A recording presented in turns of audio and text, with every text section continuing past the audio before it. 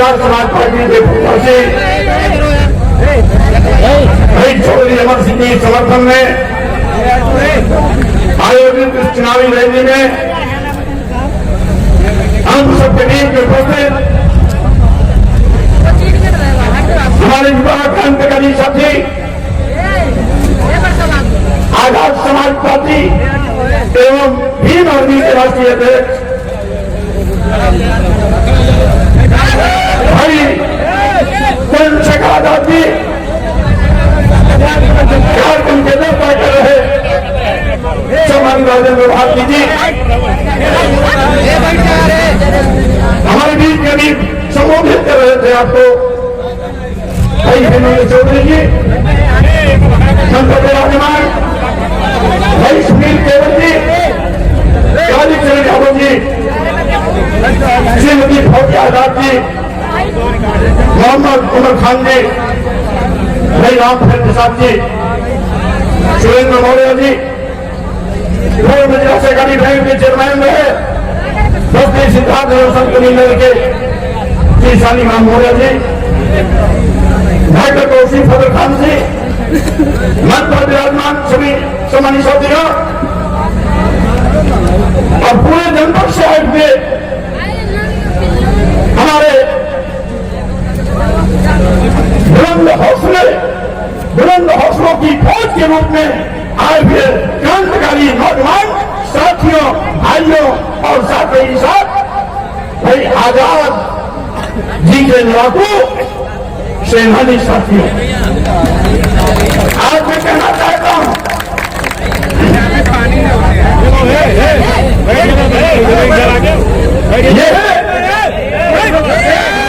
फौज भरोसा जाकर लेकर के मिशन का है ये फौज सामाजिक परिवर्तन के महानायक मानव क्रांति गांधी के मिशन का है सामाजिक परिवर्तन के महानायक ज्योतिबा फुले ने सामाजिक परिवर्तन का जो बिगुल बजाया था ये फौज उन क्रांतिकारी हमारे सामाजिक क्रांति के महापुरुषों के फूल का है इसलिए हमारे अपने महापुरुषों के उस नारे को याद रखना चाहिए जब उन्होंने कहा था वोट हमारा रात तुम्हारा नहीं चलेगा नहीं चलेगा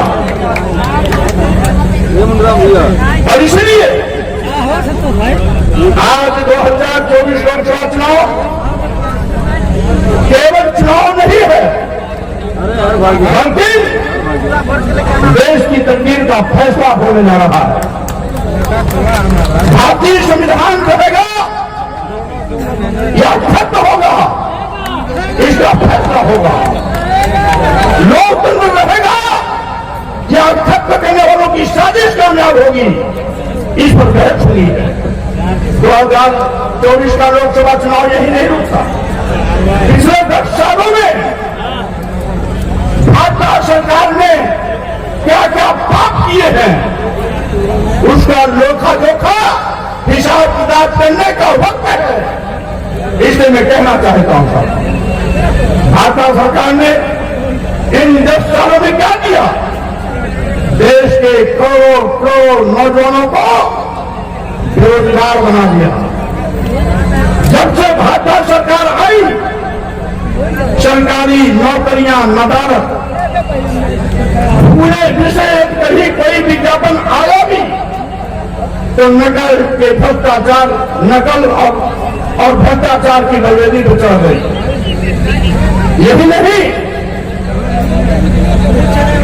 भाजपा के लोग गरीबों आदिवासियों पिछड़ों को हिंदू कहकर के गुमराह कर वोट को लेते हैं लेकिन सत्ता में बैठने के बाद सबसे पहले इन्होंने क्या किया बाबा साहब डॉक्टर अम्बेडकर ने भारतीय संविधान के अनुच्छेद 15-16 के अंतर्गत जो हमें अनुसूचित जाति अनुसूचित जनजाति को आरक्षण दिया है ये सरकार उसको निष्प्रभावी और शून्य कर रही है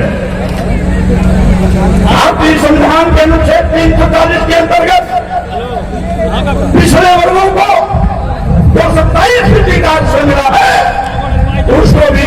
करने पर हमारा है।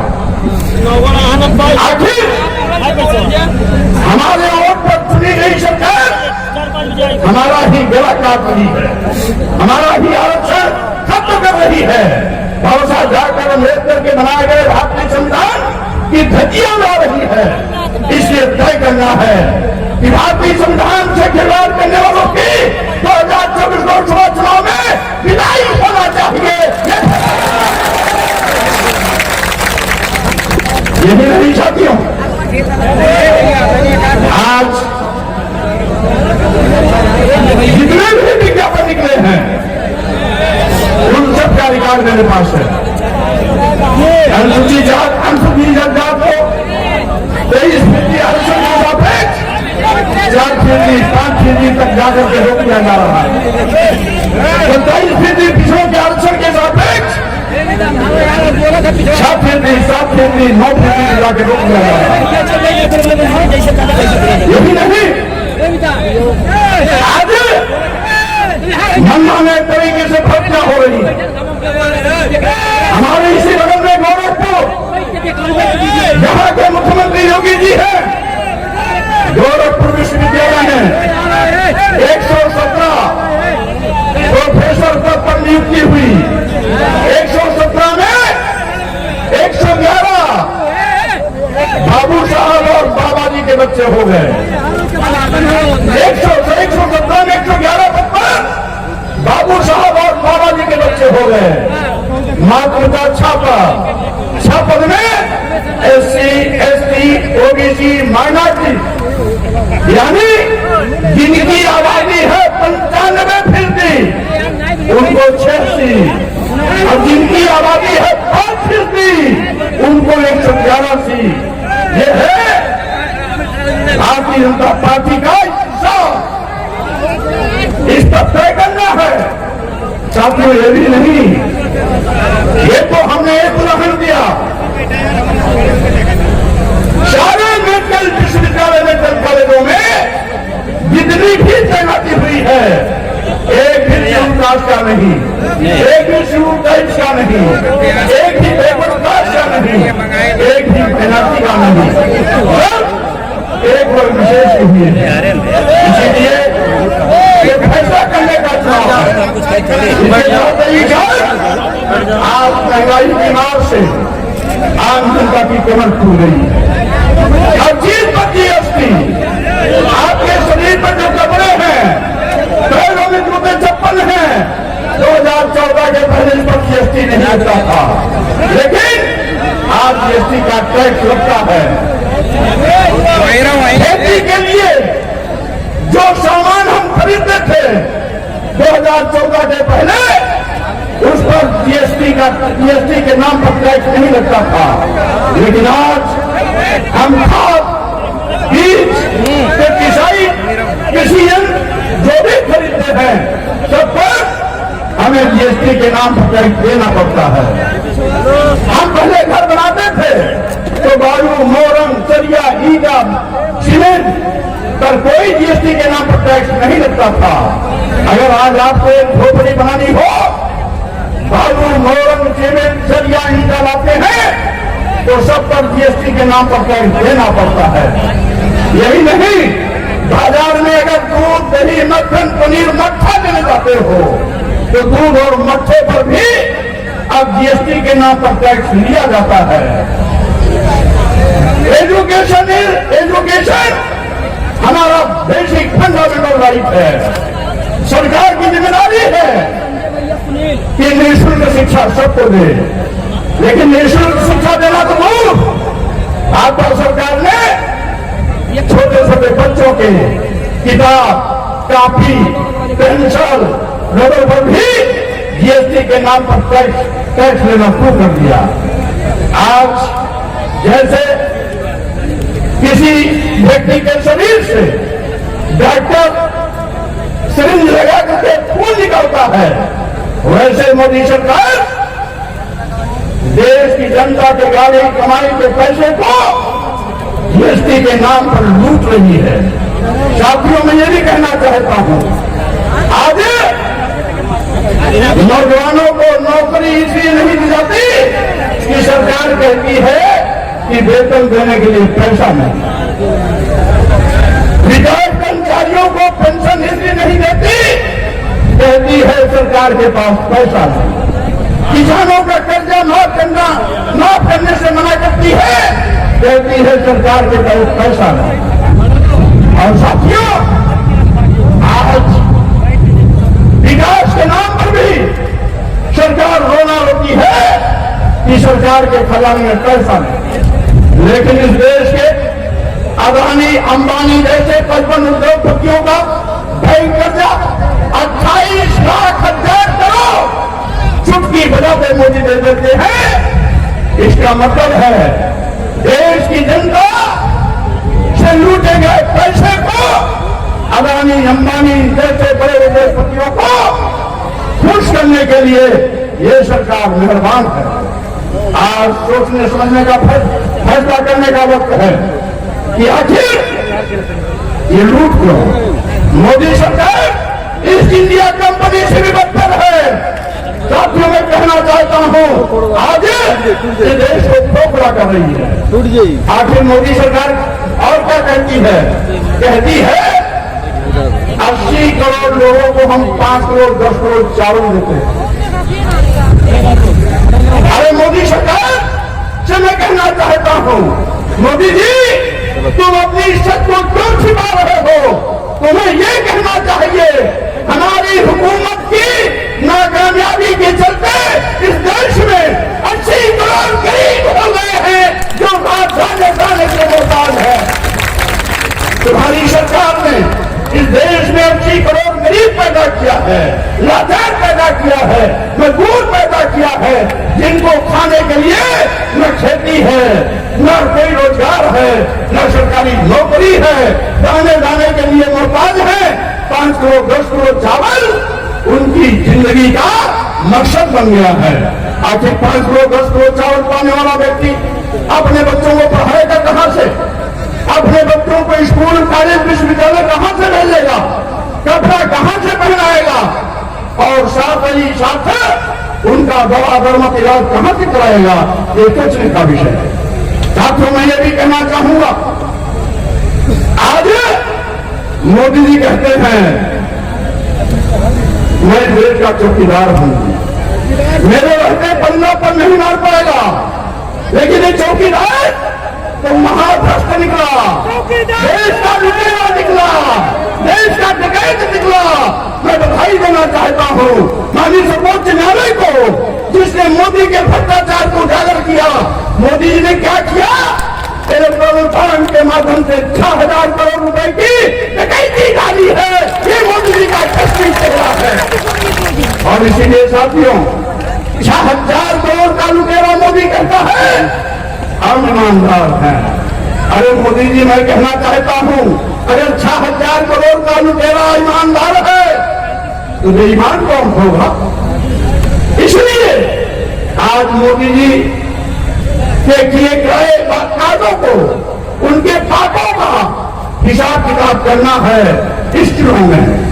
यही नहीं साथियों, आज ये 400 के पार का नारा क्यों देती है? इसलिए कि भारतीय संविधान बदलने के लिए कम से कम 400 सांसद चाहिए। 400 के पार का नारा भारतीय संविधान को बदलने का इनका इरादा जाहिर करता है।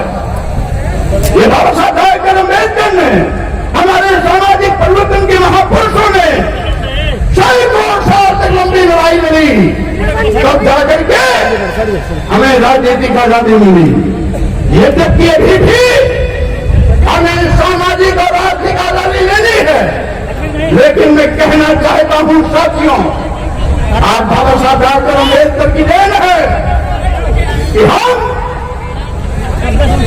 धन भक्ति शिक्षा सम्मान स्वाभिमान से लैस हुए हैं। हम किसी से कम नहीं हैं, क्योंकि हमारा भारतीय संविधान समतामूलक व्यवस्था में विश्वास करता है। जो तथागत बुद्ध का विचार था, हमारे सामाजिक परिवर्तन के महानायकों का विचार था, वही समतामूलक समाज के स्थापना का मकसद हमारे भारतीय संविधान का है, हमारी संस्कृति रही है। हिंदू मुस्लिम सिख ईसाई सब है आपस में भाई भाई, हम लोग नारा लगाते रहे हैं। लेकिन आपकी जनता पार्टी अपने वोट के खातिर देश के भाईचारा का कत्लेआम किया, हिंदू मुस्लिम सौहार्द को तार किया। हिंदू मुस्लिम सिख ईसाई सब है आपस में भाई, उस भाईचारे को जमींदोज किया, कत्लेआम किया। आखिर क्या मोदी सरकार के आने के पहले इस देश में हिंदू मुसलमान नहीं थे क्या? हिंदू मुसलमान पहले भी थे, लेकिन हिंदुओं को न मुसलमानों से खतरा था और मुसलमानों को न हिंदुओं से खतरा था। लेकिन नफरत की राजनीति करने वाले मोदी जी ने आप दोनों समाज में भय पैदा कर दिया। हिंदू मुस्लिम खेल करके अपने राजनीति का उल्लू सीधा किया, लेकिन समाज के भाईचारे को कत्लेआम कर दिया, हिंदू मुस्लिम भाईचारे और सौहार्द को तार कर दिया। ये लाशों के सौदागर हिंदू मुस्लिम की लाश पर खून खराबे पर ये अपनी राजनीतिक दिशा दिखाना चाहते हैं। आपको समझना होगा साथी, मैं कहना चाहता हूं मोदी जी, योगी जी, आपको तो चिल्लू भर पानी में डूब कर मर जाना चाहिए। जब इस देश में 1100 साल तक मुस्लिम शासक रहे हैं, 1100 साल के मुस्लिम शासक होने के बावजूद भी हिंदू सुरक्षित था, हिंदुओं का सम्मान सुरक्षित था, हिंदुओं की आबादी पहले भी बड़ी थी, आज भी बड़ी है। जब हिंदुओं को 1100 साल मुसलमानों के राज में खतरा नहीं था, तो चिल्लू भर पानी में डूब के आपको ये बताना चाहिए कि मोदी योगी के आते ही आज मुसलमानों से हिंदुओं को खतरा हो गया और हिंदुओं को मुसलमानों से खतरा हो गया। यह आपकी नाकामयाबी है। आपको तो सबक लेना चाहिए कि 1100 साल मुस्लिम हुकूमत होने के बावजूद भी हिंदू मुस्लिम सौहार्द था, आपस में भाईचारा था। हम लोग गांव में जब छोटे छोटे थे, इंटर कॉलेज तक गांव में रहते थे, पढ़ते थे, तो जब हमारे यहाँ होली और दिवाली होती थी तो हमारे पड़ोसी सारे मुस्लिम समाज के लोग हमारे यहाँ आते थे, त्योहार में सम्मिलित होते थे। मुसलमानों के यहाँ तकलीफ होती थी तो हम लोग वहां जाते थे, उनके त्योहार में सम्मिलित होते थे। लेकिन भाजपा ने हिंदू मुस्लिम का खेल कर आज दोनों ने दूरी बनाई है। इन दूरी बनाने वालों को आपको सोच समझ करके इस 2024 लोकसभा चुनाव में केंद्र की सत्ता से उतना बाहर करिए जैसे दूध की मच्छी बाहर की जाती है। और साथियों, आज लोकतंत्र खतरे में है। आज जब से भाजपा सरकार आई है तभी आदिवासियों के सिर पर खड़ा होकर प्रचार करना ऊंची जात के लोगों की शान समझते हैं। किसी दलित के शरीर में मलमूत्र लग देना ऊंची जात के लोग अपनी शान समझते हैं। यही नहीं, आप दलित आदिवासी पिछड़ों के हकदार पर डकैती डालना वो अपनी शान समझते हैं। दलितों आदिवासियों पिछड़ों के खिलाफ मुकदमा दर्ज कराने पर फर्जी मुकदमा दर्ज कराकर अपनी मोह छेड़ते हैं। यह 75 वर्ष आजादी के बीत जाने के बाद भी हमारे दलित आदिवासी समाज की महिला द्रौपदी मुर्मू देश की राष्ट्रपति है, सर्वोच्च परासीन है। आज भी ये गंदी मानसिकता के लोग देश के राष्ट्रपति द्रौपदी मुर्मू को मंदिर में इसलिए नहीं जाने देते क्योंकि वो आदिवासी और दलित समाज में पैदा हुई है। यही नहीं, इसके पहले रामनाथ कोविंद जी देश के राष्ट्रपति थे, उनको भी राजस्थान के पुष्कर ब्रह्मा मंदिर में इसलिए नहीं जाने दिया क्योंकि वो भी दलित समाज के थे।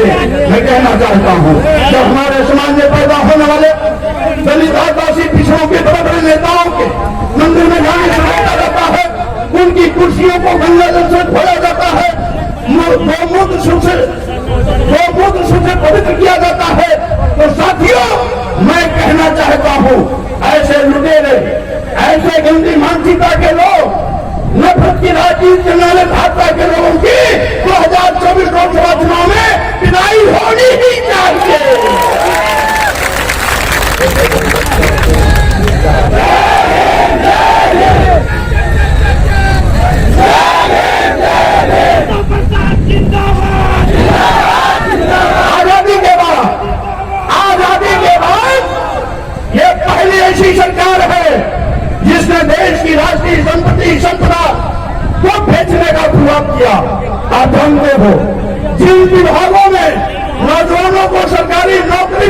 सीटें थी उन विभागों को अपने चहेते उद्योगपति अदानी और अंबानी को दे रहे हैं।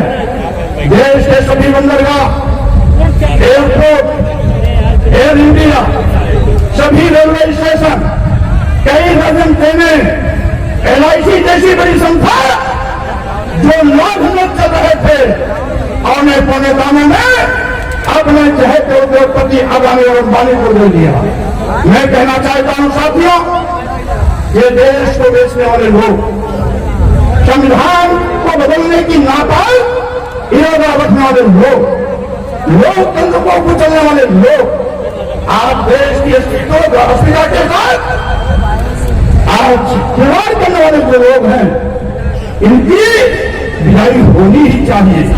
और इसी के साथ आज लोकतंत्र में आज विपक्ष की आवाज दबाई जा रही है। विपक्ष के नेताओं के खिलाफ एक एक करके कहीं हमला करवाया जा रहा है, कहीं उन पर फर्जी मुकदमे दर्ज कराए जा रहे हैं, कहीं ED, CBI, इनकम टैक्स का दुरुपयोग कर उनकी मानहानि की जा रही है। बदले की भावना से सरकार काम कर रही है। और साथियों, मोदी जी कहां रहेंगे? सत्ता से हटने के बाद नीरव मोदी की तरह ये भी देश छोड़ करके भाग जाएंगे या जेल में चलेंगे, क्योंकि अब तो इनका एक एक करके भ्रष्टाचार खुलासा होने लगा। नीरव मोदी जो इनकी नाक का बाल था, इसी 7 मई को पत्रकारों ने उससे पूछा, आखिर नीरव मोदी जी आप भारत छोड़ के भागे क्यों? नीरव मोदी ने कहा, मैं भागा नहीं, मुझे भगाया गया। पत्रकारों ने पूछा आखिर क्यों? उसने कहा 13,000 करोड़ के 13,000 करोड़ का जो घोटाला है उसमें तो मेरा हिस्सा केवल 32% है। 68% पैसा भाजपा के बड़े बड़े नेताओं ने लिया। किसी ने 100 करोड़, किसी ने 150 करोड़, किसी ने 200 करोड़, किसी ने 250 करोड़, किसी ने 500 करोड़। ये किसका बयान है? भाई चंद्रशेखर का बयान नहीं, ये स्वामी प्रसाद मौर्य का भी बयान नहीं, ये चौधरी अमर सिंह का भी बयान नहीं, ये बयान है मोदी जी का नाक का बाल कभी था नीरव मोदी का। उसने तो नेताओं का नाम भी लिया है। इसलिए साथियों, आज ये चुनाव केवल चौधरी अमर सिंह को जिताने के लिए नहीं है। चौधरी अमर सिंह को अगर आप जिताएंगे तो लोकतंत्र के हत्यारों को पार्लियामेंट पहुंचकर विदाई करने का काम करेंगे। इसलिए मोदी का चाहिए संविधान बदलने की नापाक नजर रखने वाले भाजपा के नेताओं के एक करके छुट्टी करेंगे। अमर चौधरी अगर पार्लियामेंट में पहुंचेंगे।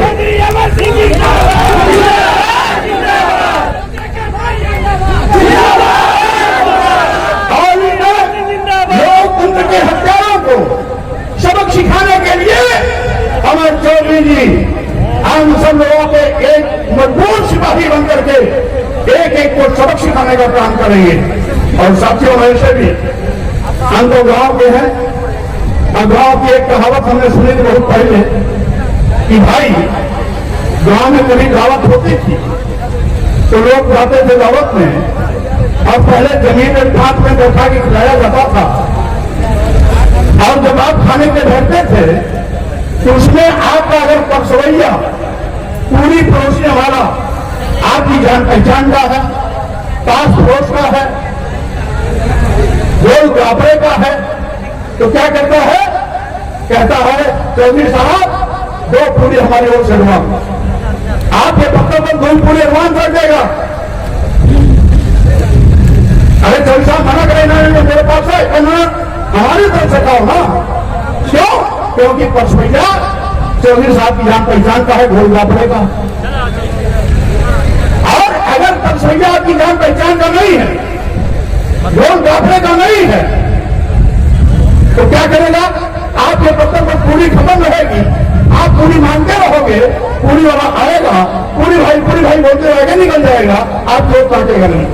इसलिए सिद्धार्थ नगर में यही हुआ। आपने अभी तक परसवैया किसको बनाया? जो आपकी जान पहचान का नहीं था, जो आपके गोल गापड़े का नहीं था, जो आपके बराबरी वाला नहीं था, आपके साथ एक बाबू साहब थे और एक बाबा जी आ गए। जब बाबा जी और बाबू साहब रहेंगे तो आपको पूरी नहीं परोसेंगे। अगर वो पूरी आएगा विकास वाला पूरी, अगर विकास वाला पूरी आएगा, विकास कार्य आएगा या जिले के विकास के लिए कोई धन आएगा तो आप लोगों को नहीं मिलेगा, सुमारू महरू धोबी पटवारू को नहीं मिलेगा। वो मिलेगा बाबू साहब को देंगे और बाबा जी को देंगे। आपको ठेला दिखाएंगे। इसलिए आप अपने जिले के मान सम्मान विकास का परसवैया चौधरी अनंत सिंह को बना करके भारी पहुंचाने का काम करेगा।